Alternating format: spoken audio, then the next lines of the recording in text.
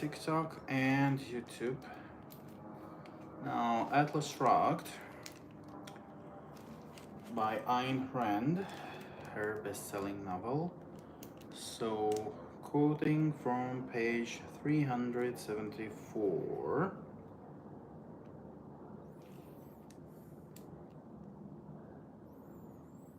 Okay, I think I'll start reading from here. Years ago, he had wondered with contemptuous incredulity about the fanatical sects that appeared among men in the dark corners of history. The sects who believed that man was trapped in a malevolent universe, ruled by evil for the sole purpose of his torture. Tonight, he knew what their vision of the world and their feel of it had been. If what he now saw around him was the world in which he lived, then he did not want to touch any part of it. He did not want to fight it. He was an outsider with nothing at stake and no concern for remaining alive much longer.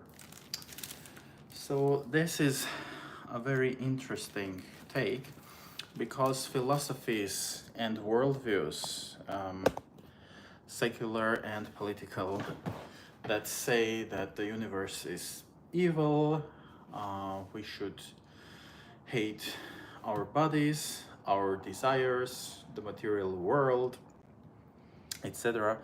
It's pretty common. Like you have those worldviews and the propaganda of that type of paradigm in Western ideologies, in Eastern ones, starting from Abrahamic religions and Christianity, namely, but also in the world of yoga, some forms of Buddhism, if not all, they preach this quite a lot, right?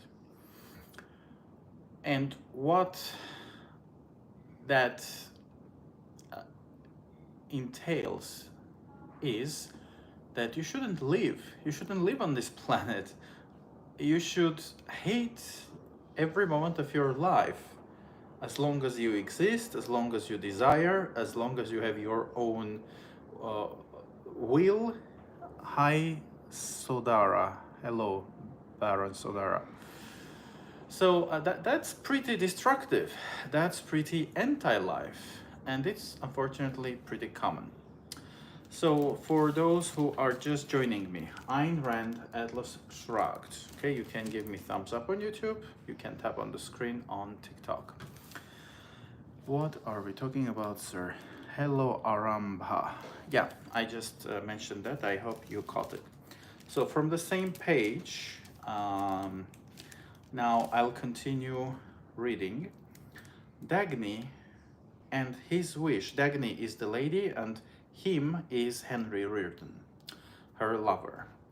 Dagny and his wish to see her were the only exception left to him. The wish remained, but in a sudden shock, he realized that he felt no desire to sleep with her tonight. That desire, which had never given him a moment's rest, which had been growing, feeding on its own satisfaction, was wiped out. It was an odd impotence, neither of his mind nor of his body.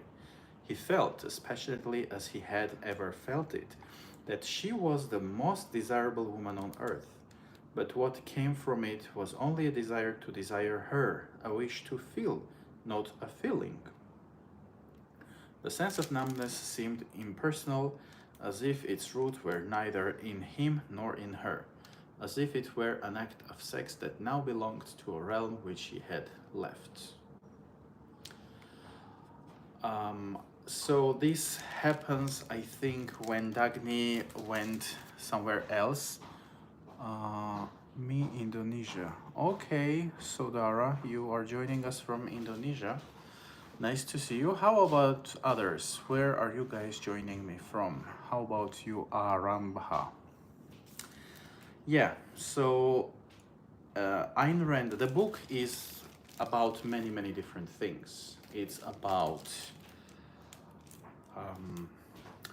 philosophy, psychology, it's about desire, and so on. So, and the way Ayn Rand depicts those things is quite interesting and quite profound. So she gives a glimpse on many aspects of ourselves that we otherwise do not think of and do not think around. So I love it, and this is why I decided to quote that passage. Next quote is from page 378.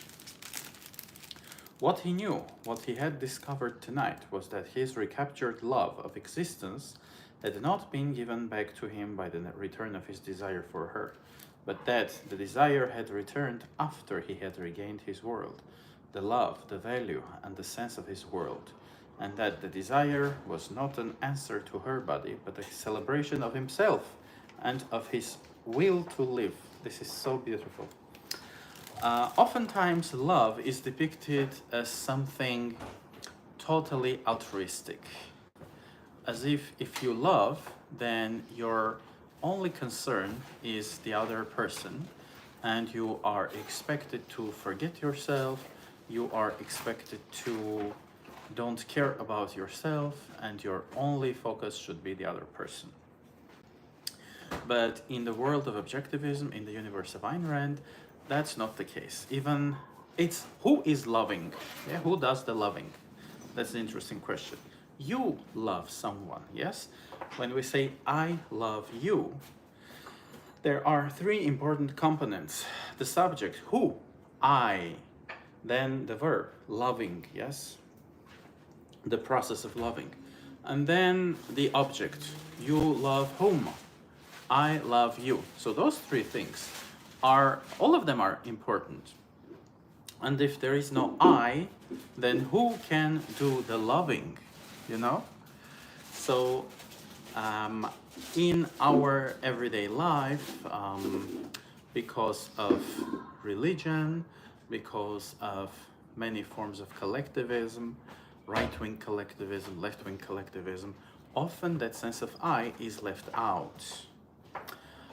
It is denied. People are taught to not even notice themselves and their existence and to care about groups. It can be a national group, a religious group, a working class, if you're a left-wing collectivist, etc. But in the universe of Ayn Rand, no, you cannot disregard those fundamental facts. Who does the loving, yes? Or when you say, I want, or let's do this, who says that? Even if you consciously or unconsciously avoid using the word I, that pronoun, who says, guys, let's do this? Or it would be great if the people, blah, blah, blah. Who says that, you know? It's an important question. And in objectivism, you have to ask that question regularly. And this is so beautiful. The desire had returned after he had regained his world. That the desire was not an answer to her body, but a celebration of himself and of his will to live. This is very profound. If you are very lethargic, if you are purely altruistic, if you truly care about the other, thank you, Saudara. Thank you for saying it's good, and thank you to that one person who gave me thumbs up. I encourage others to do the same, okay? On YouTube, thumbs up. On TikTok, tap on the screen. Yeah. You have to, if you are purely altruistic, then altruism denies any form of selfishness. And if you fall in love for someone, it's still a selfish desire. So a pure altruist would even destroy that. A pure altruist wouldn't even allow himself to truly love someone, deeming that desire as bad, negative, selfish. And that's twisted, you know, if you ask me, that's very twisted. Okay.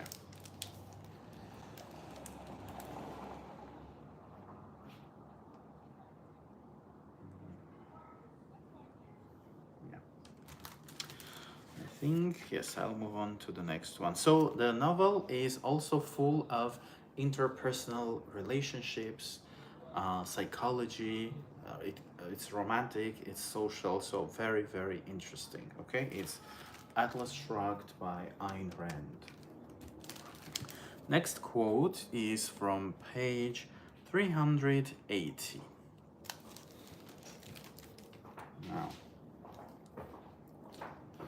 Dr. Stadler once said that the first word of free scientific inquiry was redundant.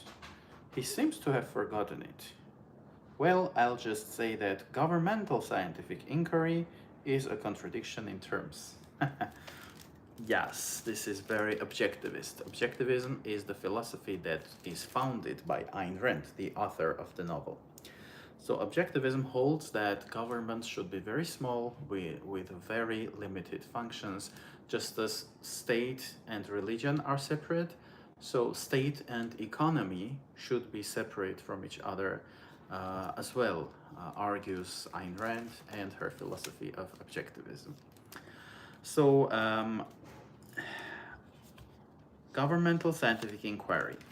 So they mean that if it's governmental, then the second term, scientific, will be disregarded for the purposes of the government, and there is, great truth in it. Governments are they have their agendas, yes, they have their purposes, and a democratic government, not even democratic, because in democracy the majority decides, so the majority can come up with very bad decisions as well.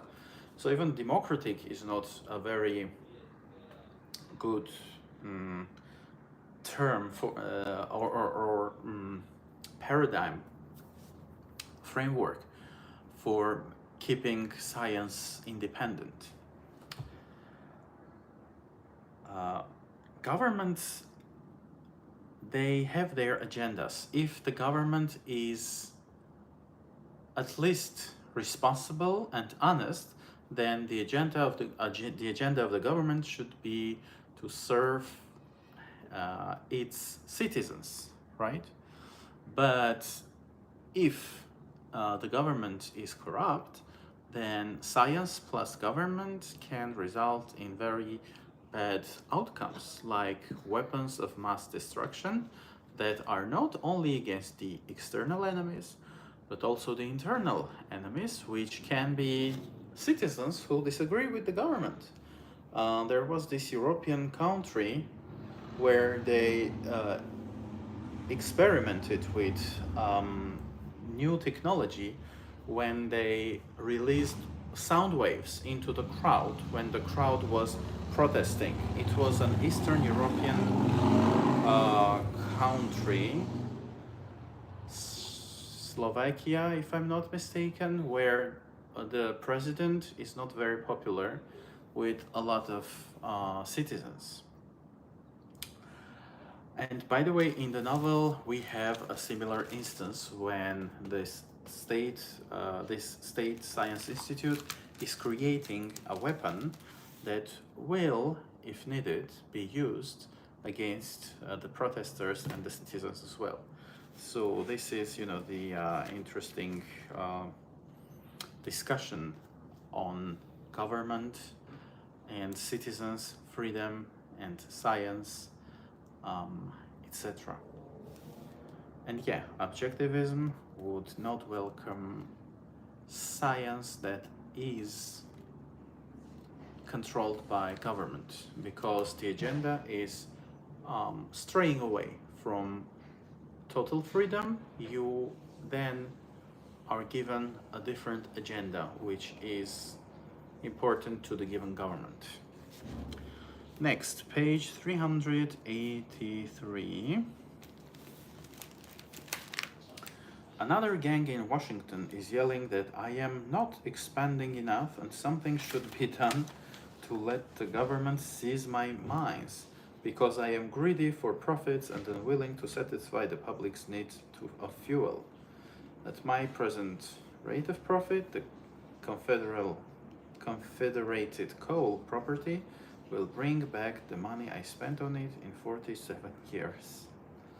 So he is, I think this is Henry Reardon speaking, and it's about collectivism and how collectivist groups hate businesses and how businesses are being blamed for all sorts of things, including what he is blamed for here, that he's greedy.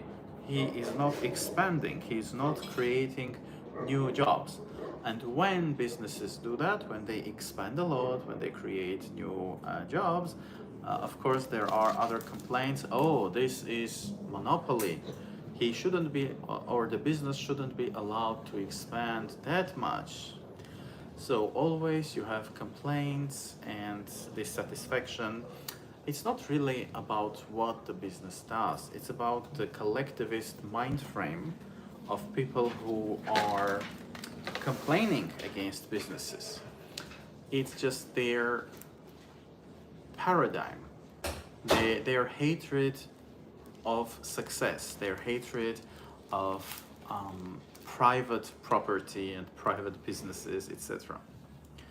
Just like we see with Elon Musk, when sometimes his rockets are not allowed to be launched from those special places because the collectivists that control those places and vote say, oh, that will turn into monopoly if we allow him to become too powerful, although no other companies do that, and they vote on just keeping those other launching spaces empty, not even renting it to him.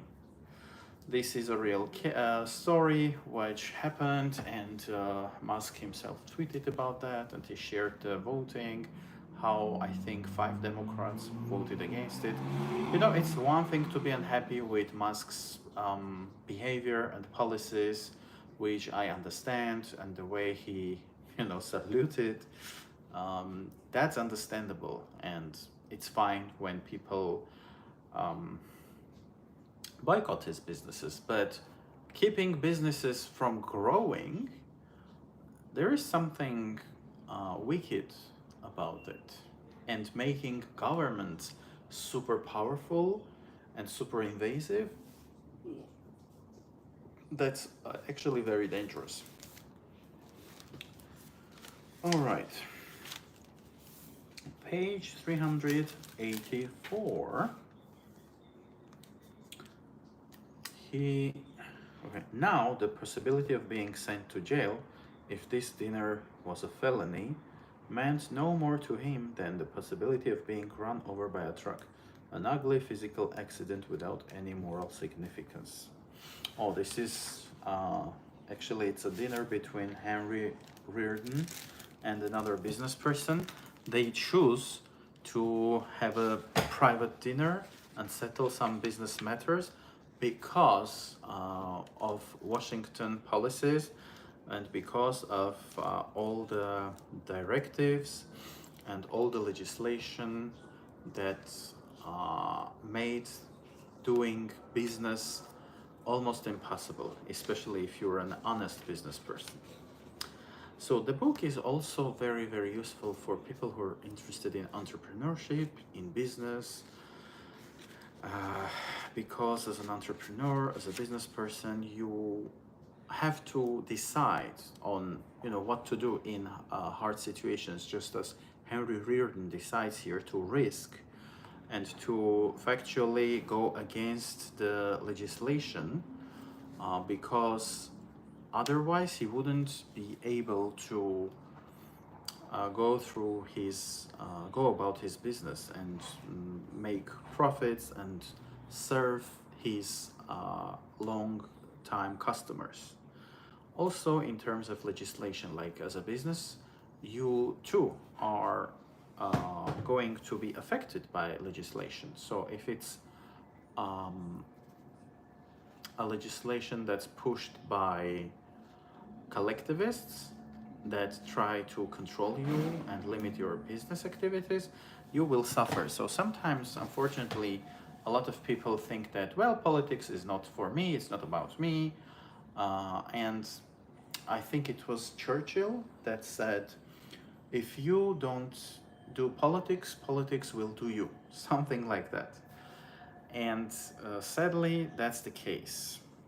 I think even Elon Musk's involvement with politics shows that, yeah, because they were limiting him so much that he decided that if the Democrats were to pass, that would be very bad for business. And maybe that would be the case because they are about increasing taxes and even without the consent, although we speak of the consent so much, right? But for some reason, when it comes to rich people and business people, magically the concept of consent just disappears, and people are expected to be penalized and to be punished for being wealthy, for being talented or hardworking, and for desiring to build wealth, great wealth for themselves. Yeah. Next, page 388. It wasn't for myself. It wasn't for myself at all. Why won't they believe me, those people? If I had to grant the union's demands to cut down the trains, and the moratorium on bonds was the only way I could do it. So that's why Weasley gave it to me, for the workers, not for myself. All the newspapers said that I was a great example for all businessmen to follow, a businessman with a sense of social responsibility. That's what they said. It's true, isn't it? Isn't it? What was wrong about that moratorium? What if we did skip a few technicalities? It was for a good purpose. Everyone agrees that anything you do is good. Good so long as it's not for yourself. But she won't give me credit for a good purpose. She doesn't think anybody's good except herself. My sister is a ruthless, conceited bitch who won't take anyone's ideas but her own, etc. So this is James Taggart, the president of Taggart Transcontinental, and he's complaining, I think, to his wife about his sister. But the speech is interesting because, again, it's altruism. Yes. I'll read this sentence again. Everyone agrees that anything you do is good so long as it's not for yourself. What an interesting idea. In nationalism, in religion, it's really the case. Like, for instance, if you, let's say, kill one person, you'd be deemed a criminal. But if you say you did it for the country, you'd suddenly become a hero. In Armenian culture, we have people who lynched some individuals,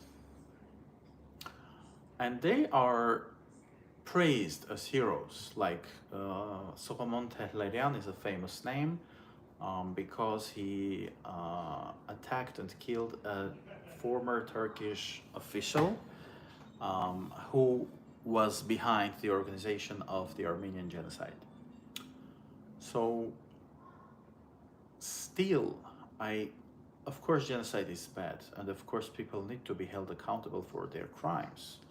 And I hope to see Putin and Nuremberg 2.0 for Russia. But still, is it okay to just, shoot people on the streets?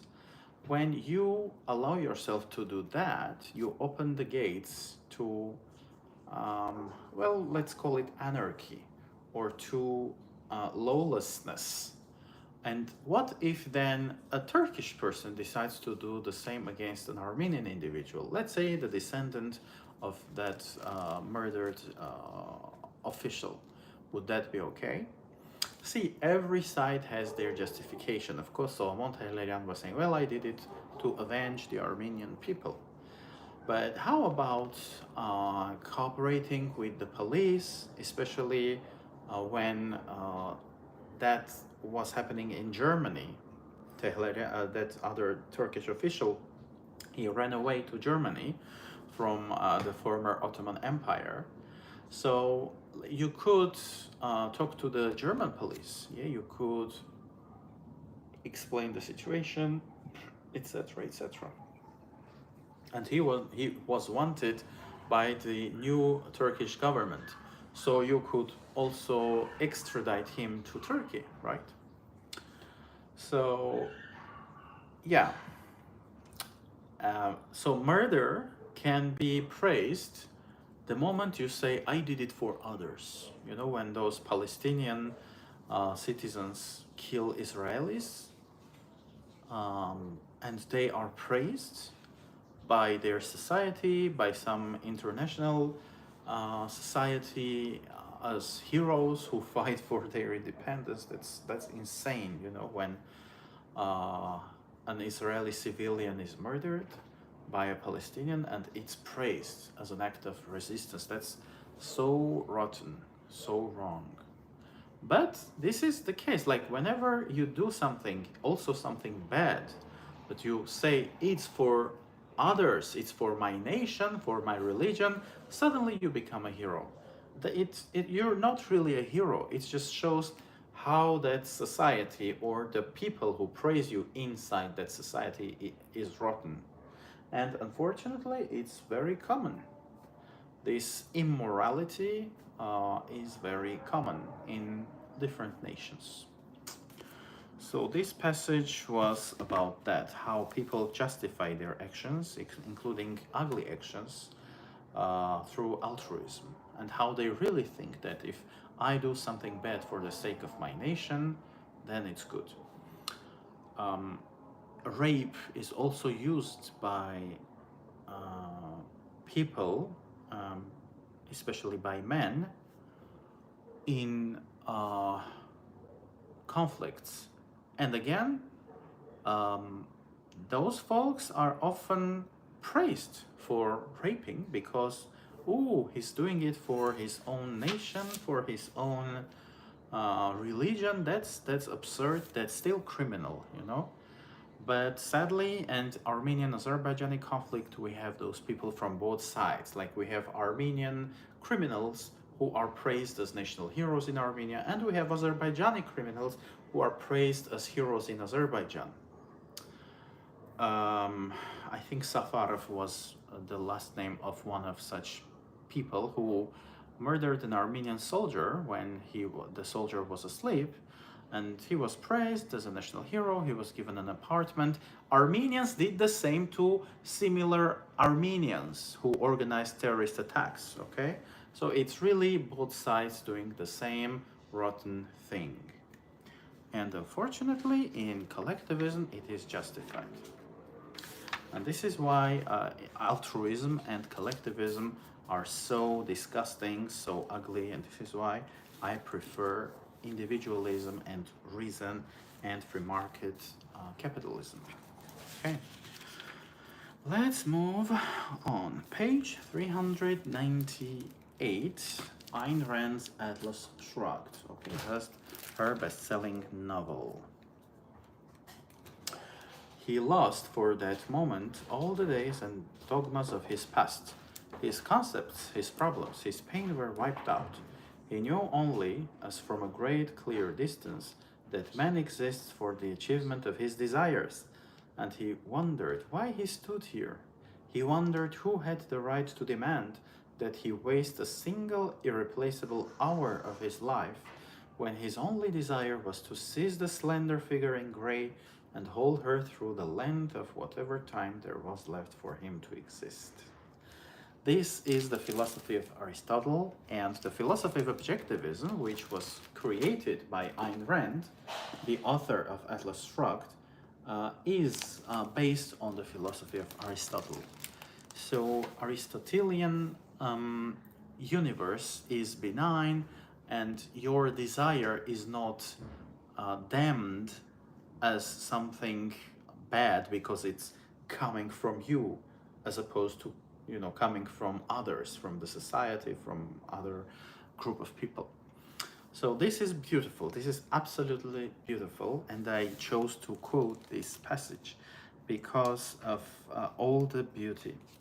You know, your own desire, you don't have to damn it as bad, as depraved only because it's coming from you. Of course, you might have bad desires. That's not the thing we're talking about.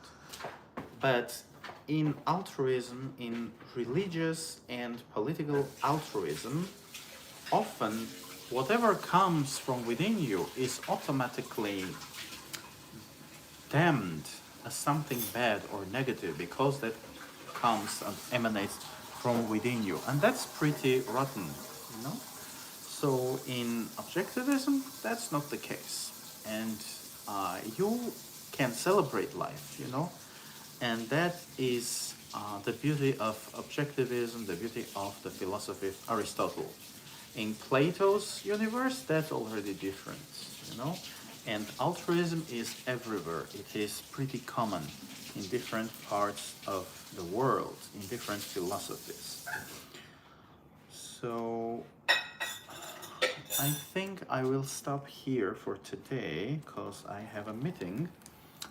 I think I'll visit a Freemasonic lodge today and I'll socialize with them. And it will start in 50 minutes, I think. So I'd better be going. Love from India. What are you doing? Hi, Shubham. Please don't go. Shubham, nice to meet you. You can subscribe to my channel. I am in Los Angeles, okay? I live here in California.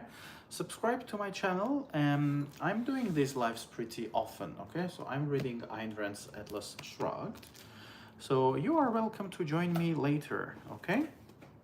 Hi, Animal Protection. But now I think I'd better, stop my live. And by the way, Shubham, you can also subscribe to me on TikTok because there I can host you, and we can interact in a more interactive way. Like you can talk and I will answer you, okay? So find the playlist with Atlas Shrugged. That's the title of my playlist. Guys on TikTok, you can tap on the screen, you know? And under some of the videos in that playlist, I have the link of my TikTok account. So subscribe to that account as well. And it would be nice to interact with you. Yes, it is also philosophy. So she created her own philosophy, the philosophy of objectivism, okay? What are you searching for? Sorry, here TikTok is banned in it. Oh, really? Wow, I didn't know that. Wow. Crazy, crazy. I don't like nationalism and I don't like collectivism because of this, you know? They ban things they don't like. No, Shubham, I'm not a religious person. I don't search for what you call gods, okay? But I'm interested in understanding the universe, how things work, how things come into existence, or whether everything exists all the time. But I'm interested, you know, in philosophy in general, and in Hinduism you have interesting things as well. I studied some yoga, the philosophy of yoga with the Yoga Sutras. I listened to the audiobook of Bhagavad Gita 2 or 3 times. So that's, you know, those are very interesting subjects, and I'll be happy to discuss these subjects too, okay? So subscribe to the channel, like the video, so that next time when I am live, you get the notification, and you can join me, Shubham, also. And we can have some interesting conversations. By the way, in my home country, in Armenia, I had an Indian roommate. I had several Indian partners, like also sexually. So, you know, with Indian culture, it's mostly positive vibes for me, you know. So, yeah. See you next time, guys. Okay, thanks for having been with me, and see you soon, most probably tomorrow.